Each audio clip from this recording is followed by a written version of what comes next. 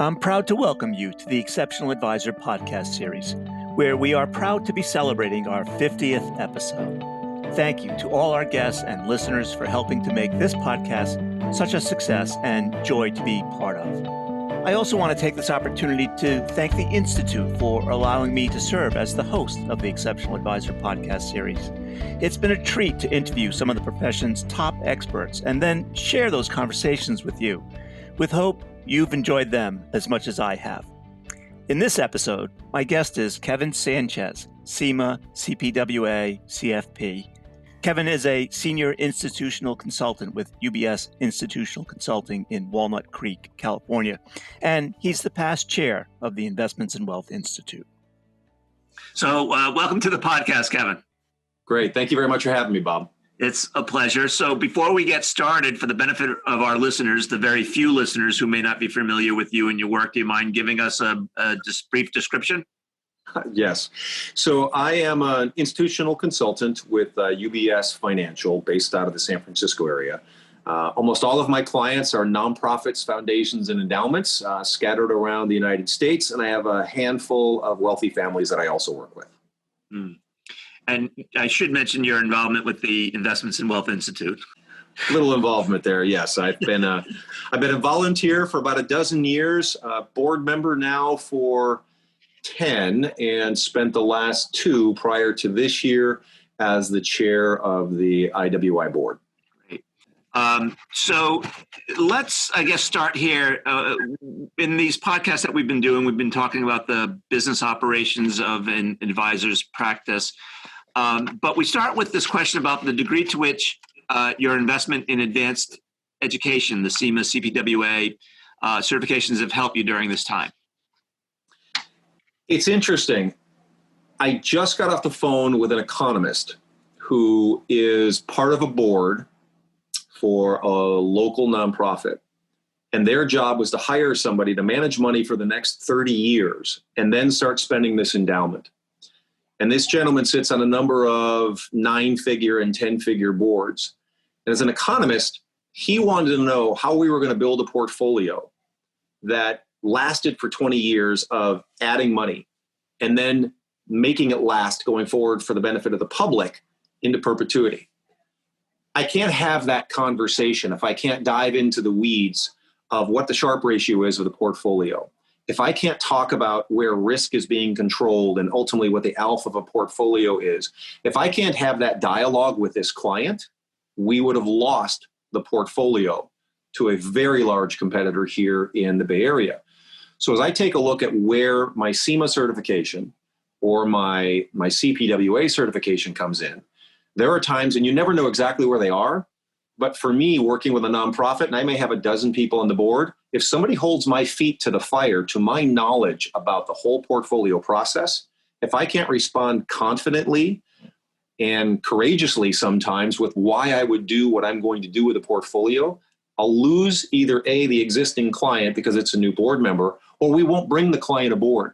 And this is a very favorable client that I've been working on for a couple of years, and we just got and won the RFP.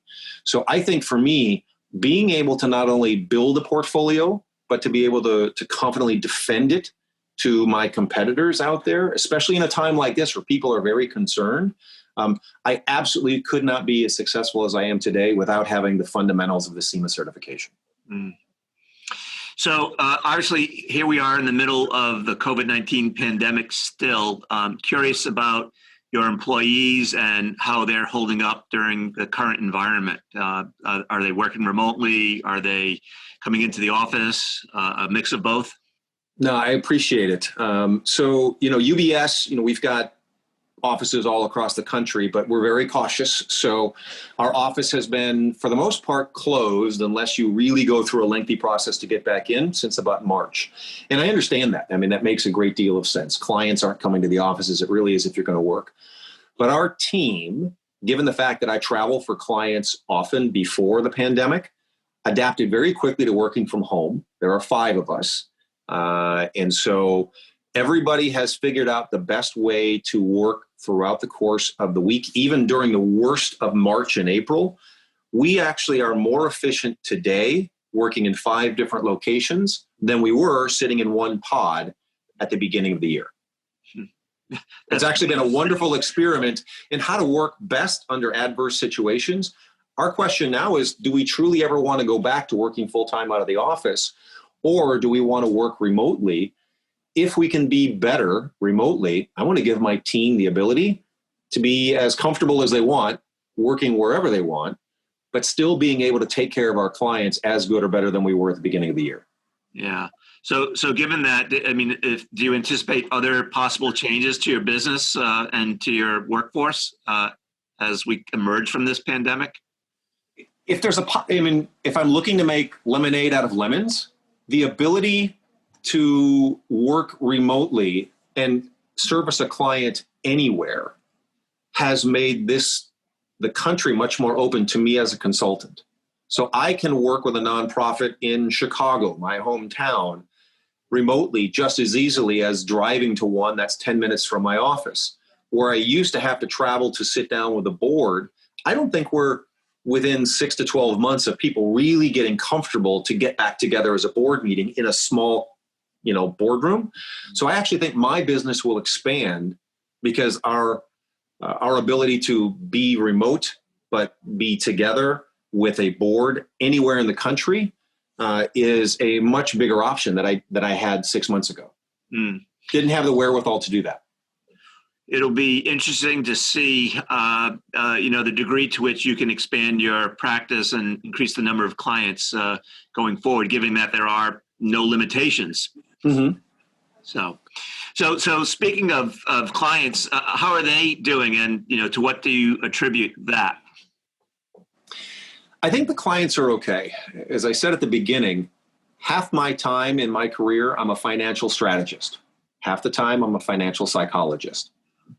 When this market fell apart in February and March, we were on the phone every day, talking to clients, just talking people off ledges, making people understand that this wasn't a drop in the economy. This came from the government. What's going to happen, we don't know, and when it's going to stop. But we have been, and that's, I think, why our team came together. We have been calling clients, in some cases daily or weekly. We have been hosting weekly economic outlook calls and inviting our clients to. So I think our clients are actually better positioned now, today, than they were on January 1. They were concerned about a huge market run-up in 2019. We saw a lot of that blow off. It forced us to be in front of them in every component of their financial lives. So now when I'm calling clients, they're just as calm. There's no panic out there. And every client that we have that I can think of is actually positive for the year. That's great. So, we've already had a really strong run up, as you can see here in the first part of Q3. So where people might have been down a few percentage points as of the end of 6/30, that's been more than made up for in their portfolios in the first part of this year, or first part of this quarter. So it may not be much. They may only be up, 3, 4, 5% for the year. But to be up 5% for the year, where merely 4 months ago we were down 30 on the market, has been a tremendous release of anxiety for clients. So I actually think clients are doing really well. I think right now clients more want to know, what's COVID? What are the elections? What are some of the other big black clouds out there that might impact us? But they're relatively calm at this point.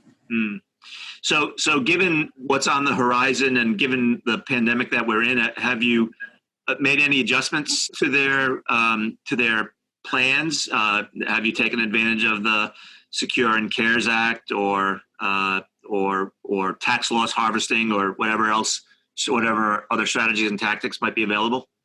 So since most of our clients are nonprofits, the taxes aren't as much of an issue, but we've spent a good deal of time trying to take a look out through the windshield of the market and say, what are going to be the biggest speed bumps going forward? I think right now, one of the issues is a question of inflation potential in the course of the next few years. What if the recession goes a little longer, simply because we can't find a stimulus that makes the economy feel like it's got its own legs underneath it? And then finally, changes in the administration might mean changes in taxes, changes to spending levels by major corporations. So we're trying to take those 3 big black clouds and think through what makes the most sense for clients over the course of the next 12 months next 24 months once we start implementing whatever the existing or new administration would have, and then trying to digest what changes have come along. So I think right now, the bigger changes that we've made have been to our fixed income portfolios to really own what the Fed is owning. A little bit more risk off in that case. And in the same time, on the equity side, we're trying to say what will get us through a recession if we find something a little bit more prolonged, to be more kind of risk averse without necessarily needing to go in and change people's allocation. We want to hold steady on where we're at with equities, because the return on equities and even the yield on equities is so much better than fixed income right now. But right now, clients are comfortable owning what they own in equities, but we're just reshuffling the portfolio slightly to be better prepared for what we think the next 12 months will bring. So one of my favorite topics, and I think it's one of your favorite topics, is that of behavioral finance.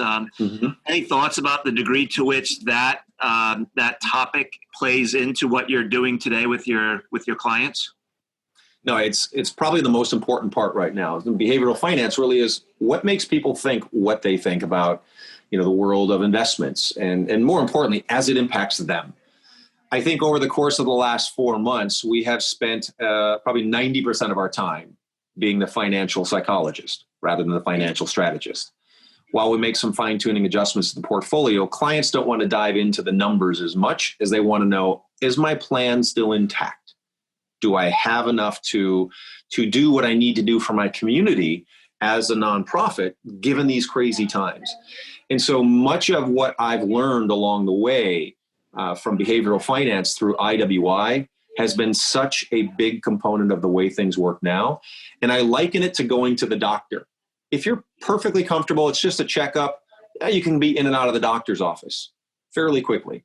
But if you're sick, if there's a problem, you don't necessarily care that the doctor explains to you the details of how he or she is going to make you better.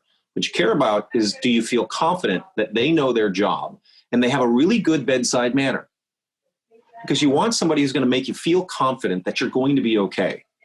And I think the thing I got the most out of everything I talked about with an IWI class on behavioral finance is make people feel comfortable.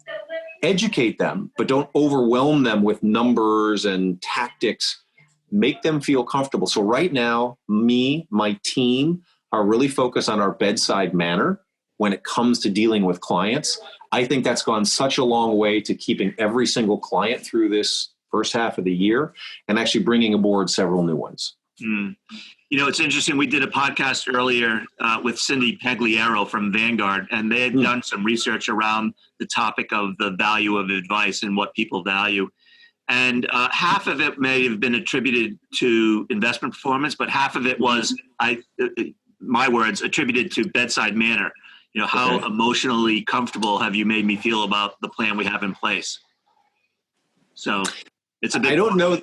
Yeah, I think it's interesting. In my 26 years, I've only had 2 people, and they weren't nonprofits. They were some of my private clients, capitulate, meaning they called up. One was in the free fall of the tech bubble back in 2000. They called me on vacation, said, Kevin, there's nothing you can say that will make us stay in. Sell everything. They got back in a year and a half later, missed most of the run up, but they've been good clients for the following 20 years. Lesson learned, made it through this one just fine. But I had a client do the same thing this year. Recently retired, cashed in all their chips as a senior level manager for a local union, and just couldn't stand it anymore. And finally, Kevin, nothing you can say, sell everything. It literally was 3 days before the bottom of the market. I let the client feel comfortable in their decision rather than overwhelming them with why that wasn't a good decision. And I think the reason the client is still my client and got recently reinvested back into the market a month or so ago, but at a lower level allocation to equities, was I held their hand through the process. I didn't spend a great deal of time talking about the past markets because none of that mattered to them. They wanted to know that I cared. And I'll tell you, probably one of the best lines of advice I ever got in this business came from a book from Nick Murray, 6 months into the business. And it sticks with me today. I can't remember what I had for breakfast 2 days ago, but I remember this line from 26 years ago. And it was this: nobody cares how much you know until they know how much you care. Yeah.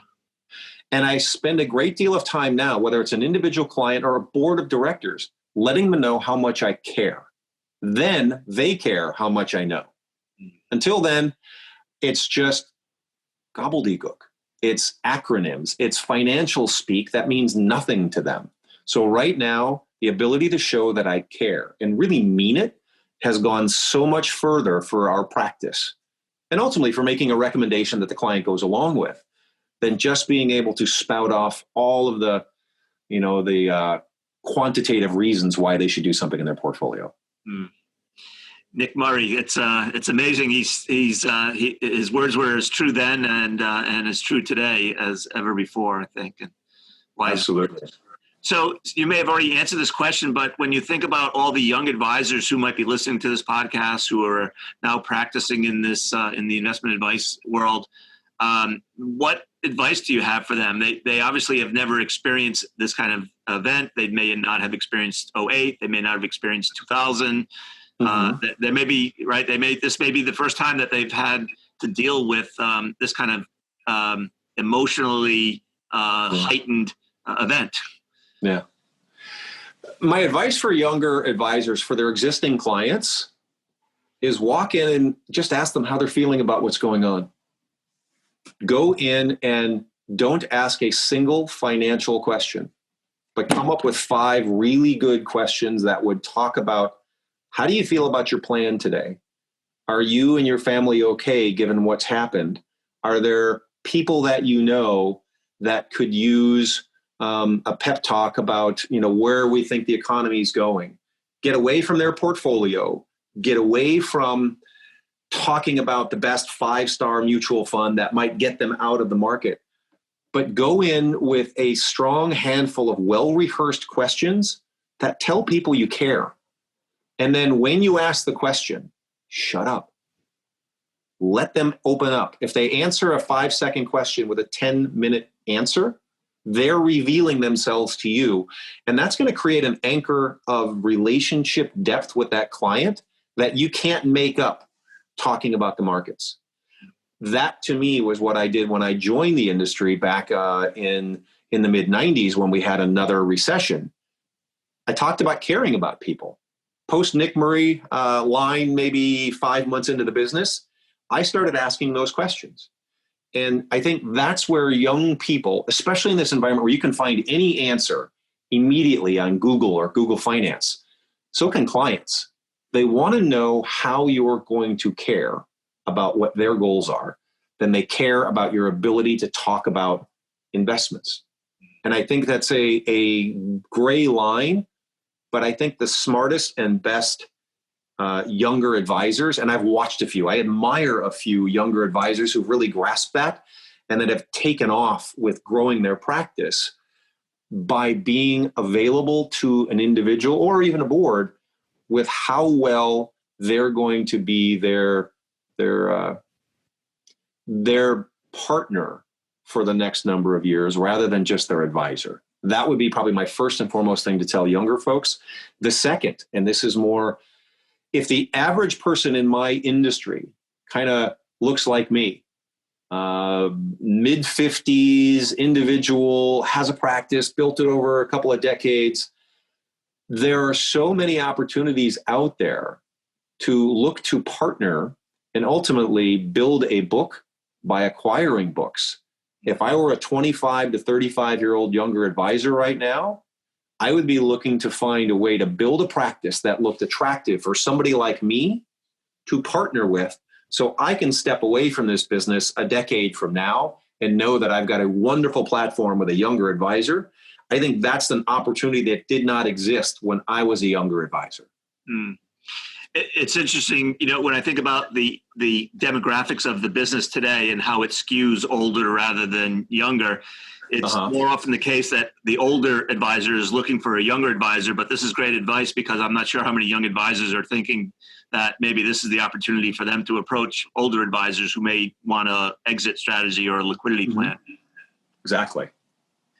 So when you think about best practices for client acquisition in the current COVID-19 pandemic, any thoughts about what might represent best practice there with respect to either acquisition or retention for that matter? I'll share what I'm doing. I think it's been very good as a best practice for retention, and I'll maybe share a thought as far as acquisition. I think for retention, clients want to hear from you. They don't want to be deluged, but they want to hear from you both directly and maybe indirectly. So my team gets together every single day at 8 o'clock. We talk through, we kind of do triage. Back when the market was ugly in March and April, we talked about every client every day. Who needs attention? What's going on? Where do we need to change your portfolio? And then we would get on the phone with the clients. And we did that weekly, where we probably touched base with every client the first month, at least once a week, just via phone, what's needed out there. So they felt comfortable that we were there and not avoiding them. What we built out of that is every week now, I will host a call with an economist or a strategist from UBS or a number of our partner firms, and clients can call in. It's short and sweet. It's 30 minutes long, 9 o'clock to 9:30. I talk for a few minutes. I introduce a speaker. That speaker goes for 20 minutes. We open it up for Q&A, and my clients call in and ask any number of questions that are on their mind. And when they have a chance to talk to somebody from our firm, it's not me bringing somebody else in to kind of be the additional thought of where the world is heading. Our clients are very happy with that because they know I care enough that this call is only for my team's clients. And hosting it every week gives them the opportunity to check in when they want. Some clients have almost called in every single week. Some might check in once a month. Some I don't know if they've checked in at all, but they know we're there. It hasn't cost me anything. Takes about 20 minutes once a week to set up with a person and then half an hour to host it. So in less than an hour, I'm able to be in front of as many clients as want to hear, or as many prospects that might be board members of nonprofits. And that's actually brought me several potential referrals because somebody on the call says, you know what, this is what my advisor is doing. And they then relay that to somebody else who joins the call, and then that comes back to us. So that, for me, is probably the best client retention we've had. As far as new client acquisition, I think one of the things we've done to build on that is all of our nonprofits have either the finance committee or the board that we're talking to on a regular basis. We're feeding those people in. We're talking with those board members. Hey, we do this on a regular basis. Don't want to barge into your email string, but if this would be helpful, this is what we're talking about that ultimately ends up guiding what we bring to you as an individual or as a nonprofit. We've added dozens of board and finance committee members to that list. And not only do they just know us beyond once a quarter for 20 minutes at a board meeting, they now see us as the financial professional. Either A, if they have somebody that they're looking for, or B, down the road when they need a catalyst to make a change from what they're doing, they reach out to us. And that's already starting since we started these 4 months ago. Then the last thing, I think now that the tax world is done and over, this would be the one thing I think I would recommend. Talk to every client, every single individual client that you think has an estate attorney or a CPA, and ask the client, hey, Bob, I know we've been working together for 7 years on your portfolio. Hopefully you're happy with us. Who's your CPA? I probably know it already. Are you happy with them? Do they do a good job? We're always looking for good CPAs to refer to other clients. Would you refer Sheila to somebody else? Mm-hmm. If you say yes, that's great. I'll call your CPA and say, hey, our joint client is really happy with you. Occasionally I have people to refer. I'd like to know more about your practice. Mm-hmm. So I get to know more about the CPA.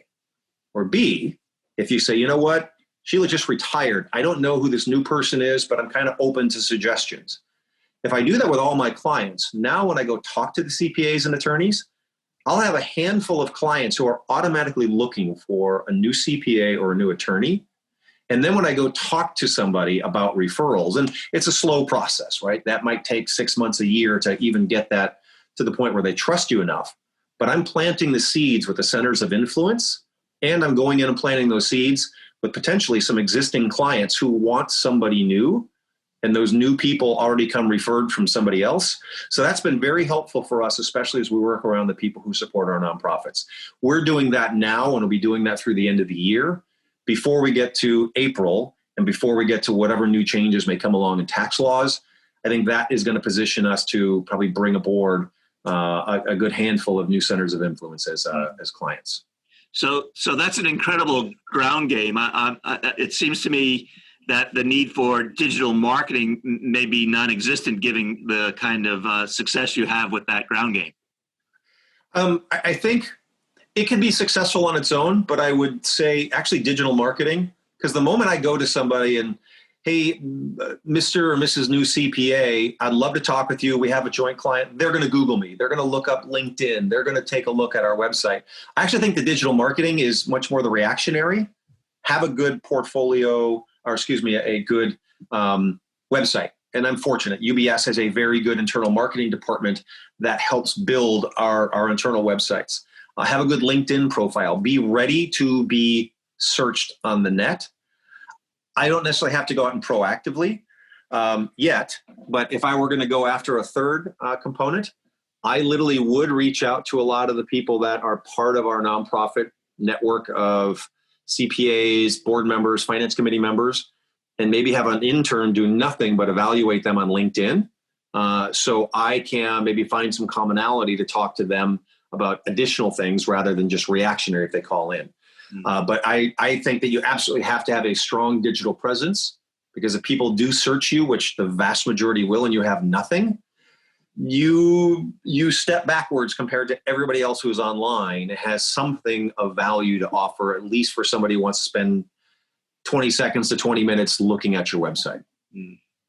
So I think in many ways you've touched on the answer to the question I'm about to ask, but are there things that you've learned about your practice, your employees, your clients that we haven't broached yet?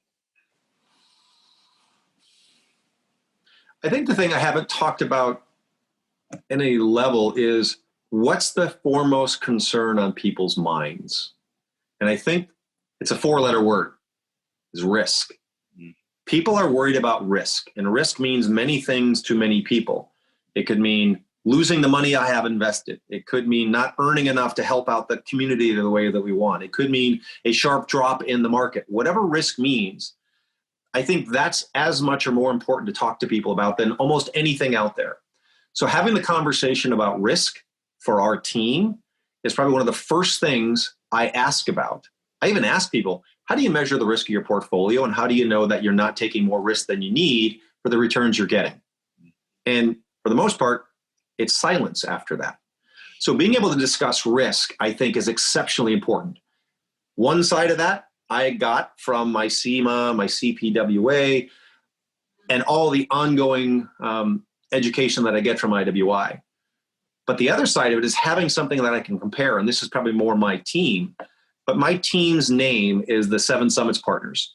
And the reason it's called Seven Summits Partners is I have a crazy, silly passion in life of climbing mountains all over the world.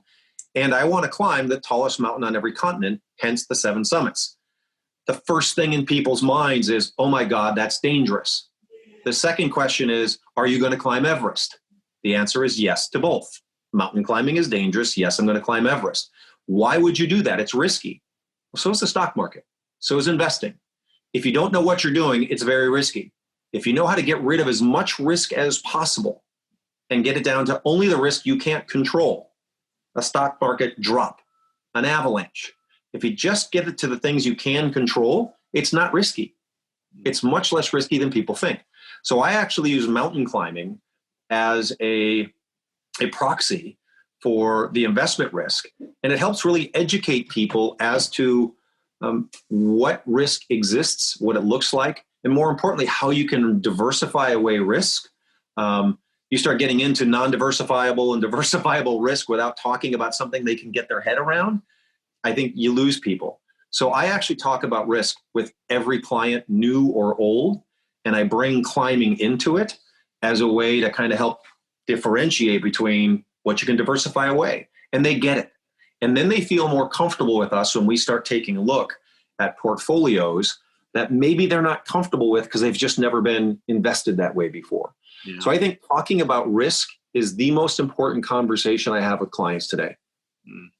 It's interesting. I serve on the board of my town's retirement board for the public employees. And once a quarter, the consultant comes in and tells us how well the portfolio did or didn't do. And always in absolute terms. And my question is always, what's the risk-adjusted return? Because that's what really matters. And I think it's far too often overlooked in the world of certainly investors, be they boards of municipal retirements or elsewhere, that people are focused on the wrong thing or focused on only one thing when they should be focused on other things as well.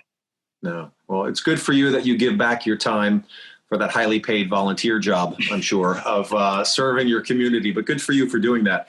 You're absolutely right. We all know, look, there's so many things to learn and know and run a family and run a life. As a board member, trying to understand everything you need to know about investing, nobody will. You and I are the professionals. But most people focus on one thing. What's the return? And we all know if you lined up 5 horses and they all had the exact same return, which one you choose? The one with the least risk. You give me an 8% CD today, I will buy those all day long. Great return, 0 risk. Being able to have that conversation, where did I get that conversation? My CIMA certification. Yeah. And ongoing, I have built risk as a topic of conversation with clients every time, and I refine it as I go to my ongoing classes, either at the national conference or online. But I think the conversation about risk is so important, especially, as a fiduciary. You can't just talk about return. Mm-hmm. So I think today, people, clients, are going to walk away from today's environment wondering, how well did my advisor take care of me when it was the worst possible? How well did they think through strategically? How well did they hold my wife's, my kids, my grandparents' hands through this process? So we all know that they care about us. And from there, if we fulfilled both of those and we've kind of come out the other side of this market with even normalized returns, a couple percentage points up for this, this year is kind of the middle ground right now. Some significantly more, some maybe less. But if you've walked them through the fire of this year and they trust you, and they like you, and most importantly, they know you care, then all the other pieces that it takes to maintain them as a client going forward, I think are much, much easier. And I think those conversations talk about risk, and they talk about the individual and the plan going forward. I think that's what's going to get me and my team and my firm through probably the next 6 to 12 months until we're hopefully out the other side of 2020. But I'm sure between now and then, we'll have locusts and murder hornets and a few other things that we don't know that are on the thing. But if the Cubs do make the World Series in the middle of it all, it'll make the world and 2020 worthwhile. So I'm going to return to the topic of we'll talk about the Red Sox another time. But for now, I'm going to return to the topic of risk because we've talked about CIMA and CPWA. I've been involved in the RMA designation, which the Institute now owns. And one of the things I'm most proud of with the RMA is its focus on risk. So there are 2 chapters in particular, one that outlines all the risks that you might face in retirement and the ways to manage and mitigate those risks.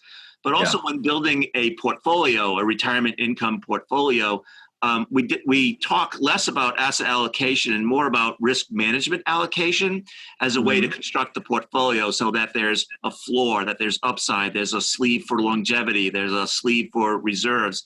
And it's all about risk management and in building a retirement income portfolio. And so the subject of risk is near and dear to my heart, and especially in light of the RMA being now part of the suite of certifications owned by the Institute. No, you're exactly right. If you can't unpeel risk, all you have left is what the client thinks risk is. But if you can help educate them not only what risk truly is, and the client may have it right, but more importantly, how you're going to develop a plan around risk so you don't just try to avoid risk. I think that's one of the great key things about the RMA. I'm so glad that they are part of the suite of what we have available, and people like you are kind of driving that forward.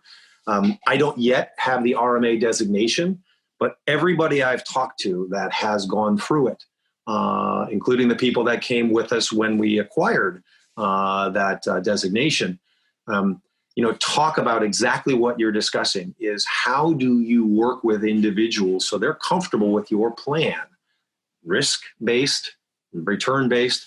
I think it's so important, especially as the baby boomers start hitting the ages that they are, and then importantly for, the millennials who are now, I think, the biggest demographic in the United States, they're going to start investing, further and further.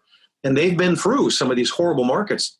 Being able to discuss risk is so important because they lived through when they were younger and maybe brand new to the world of working, the downfall of 2007 to 2009. And here they're seeing it again. I didn't see that my first 15 years in the business or as an adult, but that's their life history. Having the conversation around risk is so important that I'm glad that's a big part of what the RMA covers. Yeah. So 2 last questions. One is, how many summits are you on and what summit is next? So as far as the 7 summits, I have 4. So my 3 remaining are Denali, tallest mountain in North America. Everest will probably follow, tallest mountain in Asia and the world. And then last and coldest is Antarctica, which is not a terribly difficult mountain, but it's a long way down there and very, very cold. So those are the 3 for the summit. To get ready, in 3 weeks, I'm climbing Mount Shasta here in California, assuming it's not on fire. And then I plan on doing 3 peaks all around 20,000 feet down in Ecuador to get ready for Denali next year. So I know a lot of my good friends love to ski down mountains. I'm the strange guy who likes to strap on crampons and climb up them. And climb down them. And yes.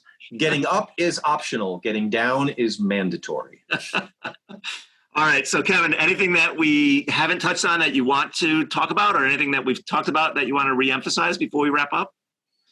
No, I think you've done a great job of kind of drawing out, in my opinion, I'm just one man's opinion of what's going on in the world of investing today. But I think the importance, especially for anybody who's listening to this, if there's 1 or 2 nuggets that you pull from this, fantastic. Because you'll go and listen to something else or watch something else, and you'll pull together a handful of nuggets that are meaningful to you, are meaningful to your clients, and then meaningful to your employees and your practice. Continue doing this. I think one of the main reasons I still continue to give 10 years of my time to IWI is they make me a stronger consultant. My saw is always sharp because I sharpen it on the education I get. So whatever you're in the middle of right now, make sure you take time to keep your saw sharp, because when you leave it alone and it gets dull, that's when you lose clients. So keep the saw sharp and keep doing great things for your clients out there. And Bob, keep doing great things to keep us all in front of the good advisors out there who are willing to share their time and efforts with everybody else. I appreciate your time this morning. Well, thank you, Kevin. Much appreciate you sharing your wisdom on this topic. More than happy to. Thank you for listening to this, our 50th episode of the Exceptional Advisors podcast series. My guest was Kevin Sánchez, past chair of the Investments and Wealth Institute and a senior investment consultant with UBS Institutional Consulting. Stay up to date and have the latest episode delivered straight to you by subscribing through iTunes, Spotify, or wherever you get your podcasts. The Institute stands ready to help you as you navigate these turbulent times with new resources, research, programs, accommodations for candidates and certificates. For more details on resources available, visit www.investmentsandwealth.org. If you've enjoyed this podcast, then don't miss our Exceptional Advisor webinar series hosted by Tony Davidow, available at investmentsandwealth.org.